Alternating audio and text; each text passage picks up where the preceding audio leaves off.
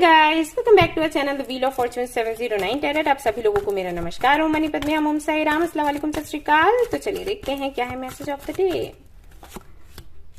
Healer of the ages, okay, number 51 and यहाँ पर है आपके लिए king of wands, page of cups. कोई तो काम शुरू करने जा रहे हैं आप, और हो सकता है स्पेशलिटी से जुड़ा हो सकता है आप कोई हीलर या काउंसलर बनने की सोच रहे हो, या कुछ ऐसा करने की सोच रहे हो जो पहले कभी भी आपकी फैमिली ने नहीं किया है,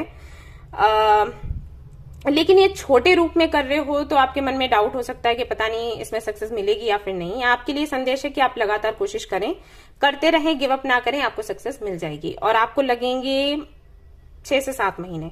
ओके, सो आप आगे बढ़ो, आप करो। और हाँ, एक बात ध्यान रखना कि अपने इस आइडिया को किसी के साथ में, ये ज्यादातर लोगों के साथ में शेयर ना करो। फैमिली के साथ करो, अच्छे फ्रेंड्स हैं उनके साथ करो, बहुत ज्यादा लोगों के साथ में शेयर करने